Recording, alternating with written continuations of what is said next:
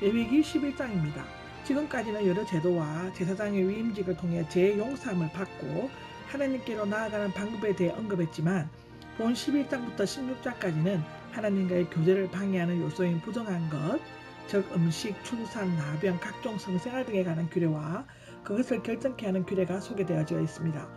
그런 의미에서 볼 때 이 모든 것은 16장의 대속죄의 일을 준비하는 과정이라고 말할 수 있는데요. 짐승은 크게 부정한 것, 정결한 것, 제물로 드릴 수 있는 것으로 나누어질 수 있는데 인간도 역시 부정한 자들, 즉 이스라엘 진해에 제외된 자들, 정결한 자들, 즉 오염되지 않는 일반 이스라엘 자손들, 또 제사 드리는 자들은 성소에서 제사일에 종사하는 자들로 나누어져 있습니다. 정결한 그리고 부정한 동물들은 1절에서부터 19절에 기록이 되어 있습니다. 하나님께서는 태초에 모든 만물을 보시기에 좋았더라 라고 창세기 1장 20절에 나와 있죠.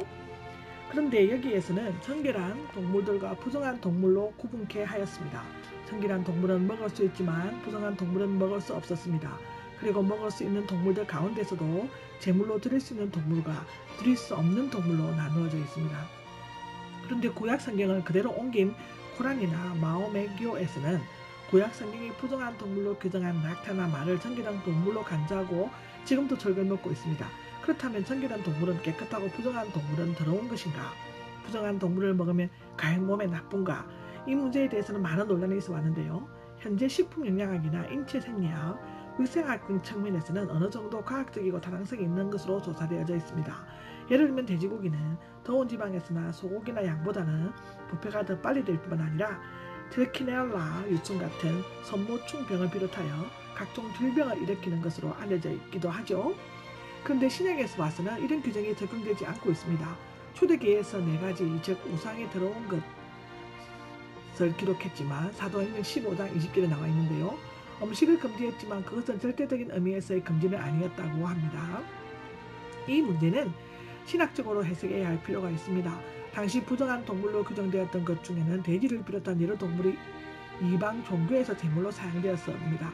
따라서 그런 동물들을 먹거나 제물로 드리다 보면 자연히 이방 종교에 물들게 될 위험성이 있었죠. 정결한 부정한 동물은 크게 3분위로 나눌 수 있다고 이 장에 기록되어져 있습니다. 육지에 있는 짐승들은 신명기 14장 4절과 5절에 병행 구절에도 나와 있는데 본장의 서론이요 도입 부분으로 되어 있는데요. 정결하여 먹을 수 있는 짐승은 굽이 완전히 갈라지고 2개의 발톱을 가져야 하며 또한 새김질, 다시 꺼냄, 삼킨 음부를 다시 꺼내어 씹어야 한다 하고 되어 있습니다. 이런 짐승에 대개 순하고 깨끗하고 다른 짐승을 해치지 않는 소와 양, 염소, 사슴, 노루 등입니다. 그중 앞에 3 짐승만 희생제물로 사용할 수 있었는데 낙타와 오소리, 토끼는 대새김질을 하지만 굽이 갈라지지 않았으므로 부정하다고 되어 있고 돼지는 굽이 갈라졌지만 새김질을 하지 않으므로 부정하다라고 기록되어 있다고 합니다. 영적으로 보면 굽이 갈라진 것은 하나님의 자녀들이 세상과 구별하는 삶을 살 것을 그리고 새김질하는 것은 하나님의 말씀을 읽고 그 뜻을 되새겨 묵상할 것을 가르치고 있다고 합니다. 또한 영적으로 정결하여 하나님과 교통할 뿐만 아니라 인간 사회 안에서도 화평을 이루려고 애쓰는 자를 상징하기도 한다고 하죠.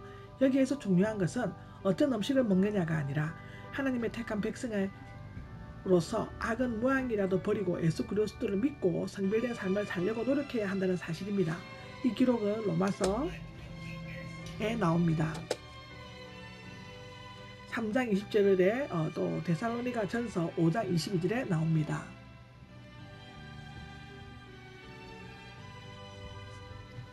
물 안에 사는 물고기는 창세기 1장 21절에 기록되어져 있죠. 물고기의 정결과 부정을 구별하는 기준은 지느러미와 비늘이 있어야 한다고 합니다. 이 중 어느 하나라도 없으면 부정한 것으로 여겨져 먹을 수 없었다고 10절과 12절에 기록되어져 있는데 지느러미와 비늘이 없는 고기, 즉 메기, 미꾸라지, 상어는 모습이 험상궂고 공격성이 있으며 대개 물 밑으로 기어다닌다고 합니다. 이것은 저주받은 뱀과 비슷하며 악의 세력이나 사탄의 건세를 상징한다고 합니다. 한편 지느러미와 비늘이 있는 고기의 물의 흐름을 거슬러 헤엄쳐 나가고 수면 가까운 곳에서 살며 그 모양도 깨끗하고 아름답다고 합니다. 특히 지느러미는 영적인 활동, 비늘은 영적인 무장을 의미한다고 볼 수 있습니다.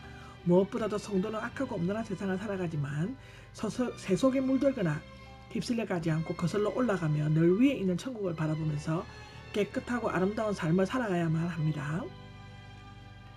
하늘을 나르는 다니는 새들, 여기부터 부정하고 먹을 수 없는 새들에 대해 언급하고 있으며 여기에 언급되지 않은 새들은 전기란 새로 간주되어져 있습니다.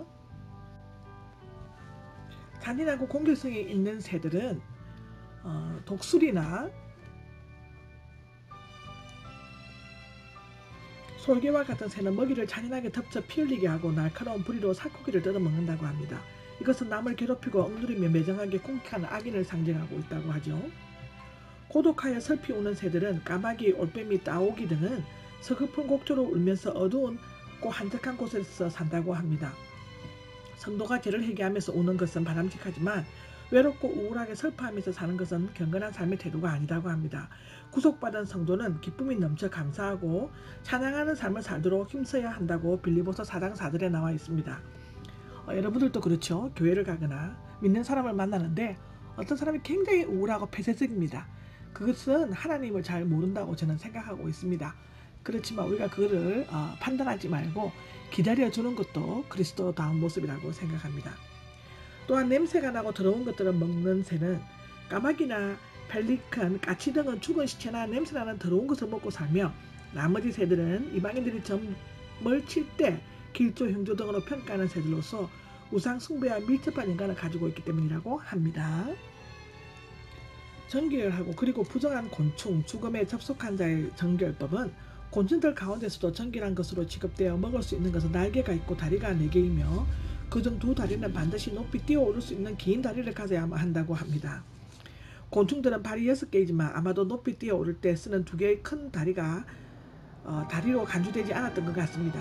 땅으로 기어다니는 뱀이나 진해, 정가 등은 세속적이고 사탄적인 것으로 나타나오는데 긴 다리를 가진 곤충이 뛰어오르는 것은 세속에서 물들지 않고 하나님이 계신 하늘나라를 향해 뛰어오르는 것처럼 상징한다고 합니다.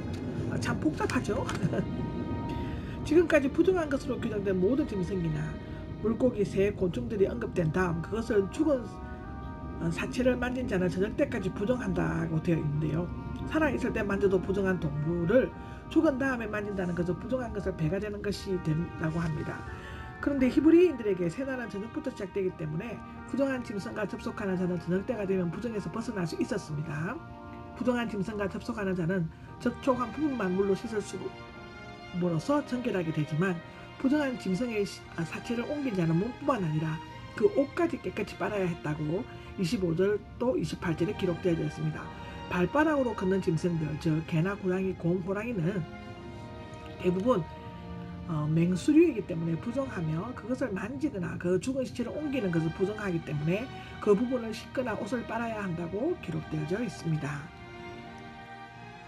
정결한 그리고 부정한 땅에 기는 동물과 결론은 발이 있어도 땅에 기어다니거나 발이 없이 땅에 기어가는 것은 부정한 것으로 규정한 것은 하늘의 신령한 것과 영적인 것보다는 세속적인 것에 더 큰 관심과 애착을 가지고 저주받은 뱀처럼 불결하고 사탄적인 삶을 상징하기 때문이라고 하는데요. 이와 같이 성경에서 짐승으로부터 물고기, 새, 곤충, 땅에 기는 것까지 정결한 것과 부정한 것을 철저히 구별하는 것은 하나님의 거룩한 언약 백성으로서 선택받은 이스라엘 백성으로 하여금 죄악으로 오염된 세상과는 구별된 거룩하고 정결된 삶을 살도록 하기 위함이었다고 기록되어져 있습니다. 그런데 신약에 와서는 이러한 모든 규정들이 다 폐지되고 말았습니다. 사도행전 10장에 11절에서 16절을 보면 나와 있습니다. 감사하죠? 우리가 이렇게 편하고 주님의 축복으로 살아가고 있습니다. 이는 어린 양 예수 그리스도께서 단번에 자신을 속죄 제물로 바침으로써 모든 구속 사업을 완전히 마치셨으므로 더 이상 어떤 의식적인 정결법이 더 이상 필요 없게 되었기 때문입니다. 아멘. 그러므로 이제 우리는 구약에서 부정한 것으로 간주된 동물들도 마음대로 만지거나 먹으면서 하나님을 찬양하며 그에게 영광을 돌릴 수 있게 되었습니다. 아멘. 그리스도께서는 그에게 날아가는 자를 더럽게 여기거나 내어 쫓지 않으실 것입니다. 이것은 요한복음 6장 37절, 고린도후서 5장 17절에 다 기록되어져 있습니다. 얼마나 오묘하고 거룩한 하나님의 말씀인지 감사하고 또 감사합니다. 아멘.